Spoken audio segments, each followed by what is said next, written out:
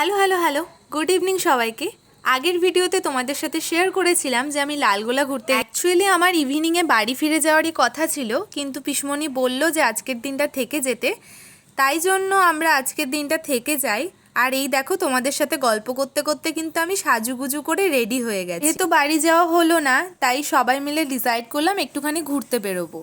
আর এখানে ঘোরার জায়গা বলতে পিসমণি বললো একটা ভালো কালী মন্দির আছে, আর তার সাথে এক জায়গায় মেলা হচ্ছে, একটু মেলা ঘুরতে যাবো। আর সেই কথা মতো আমরা সর্বপ্রথম চলে আসি লালগোলা মুক্ত জেলের পাশেই রয়েছে এই শিব মন্দির, আর তার ঠিক পাশেই রয়েছে এই লালগোলা রাজবাড়ি কালী মন্দির, যেখানে রয়েছে চৈতন্যময়ী রাজেশ্বরী মা কালী। এখন যে কালী মন্দিরটি এসেছি সেই কালী মন্দিরটি হচ্ছে লালগোলা তথা মুর্শিদাবাদ জেলার অতি প্রাচীন একটি কালী মন্দির এবং ভীষণই জাগ্রত। এবং এই কালীবাড়িতে আসতেন সাহিত্য সম্রাট বঙ্কিমচন্দ্র চট্টোপাধ্যায়। জানা যায় যে এই মন্দিরের শেকল বাঁধা কালী মূর্তি দেখেই কিন্তু সাহিত্য সম্রাট বঙ্কিমচন্দ্র চট্টোপাধ্যায় বন্দে মাতরম রচনা করেছেন। এমনকি আনন্দমঠ উপন্যাসও কিন্তু তিনি এখানে বসেই লেখেন। ইতিহাস বলে 1813 সালেই কিন্তু লালগোলার এই রাজ কালীবাড়ি প্রতিষ্ঠা করা। আমরা জানলাম এই মন্দিরের কিছু ইতিহাস।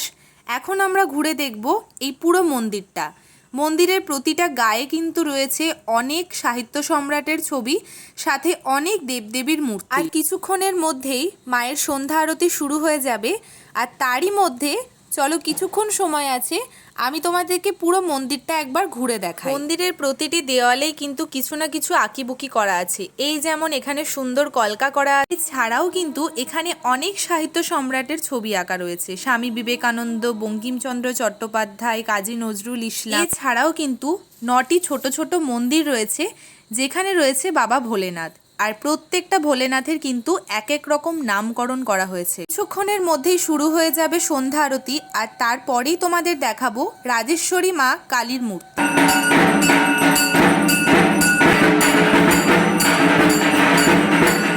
এটাই হচ্ছে এখানকার জাগ্রত রাজেশ্বরী কালী মায়ের মূর্তি। মূল যে মন্দিরটা, কালী মায়ের মূল মন্দিরের বাঁ দিকে রয়েছে বাবা ভোলেনাথ, আর কালী মায়ের ডান দিকে রয়েছে গনু বাবা। মায়ের পুজো কমপ্লিট হওয়ার পর ওখান থেকে প্রসাদ দেওয়া হলো। এবার আমরা রওনা দেব হনুমান মন্দিরের উদ্দেশ্যে।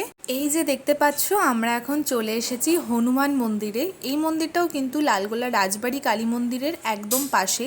দেন এখানে আমরা কিছুক্ষণ থেকে প্রণাম করে আবার বেরিয়ে পড়বো। এখন যাব একটুখানি মেলা ঘুরতে। এখন আমরা চলে এসেছি লালগোলার রথের মেলা ঘুরতে।